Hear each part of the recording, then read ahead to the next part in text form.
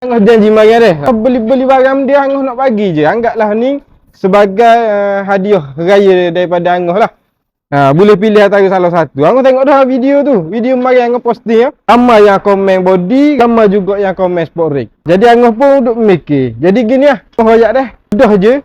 Esok mari pukul 11 tepat Pukul 11 tepat mari tunjuk video. Video yang Angah kata nak bagi ni lah. Tunjuk video ni esok deh. Ni. Jadi Angah pilih esok. Kalau adik nak sport ring, sport ring. Kalau nak body, tahu body. Baik, faham tak? Mungkin kau orang tanya. Untuk adik-adik ya abang-abang tak ada ke? Akak-akak. Jadi gini lah. Kau tak kira adik ke abang ke. Kau anggap ni adalah hadiah hari raya daripada Angah. Beri pilihan 3 esok deh. Kira gini. Tidak esok memang abang akak ke abangnya. Untuk abang akak tak ada ke? Kau beri antara 3 pilihan deh. Siapa-siapa dia pun. Tepat pada pukul 11 esok. Boleh ambil antara salah satu lah. Ataupun pitih raya.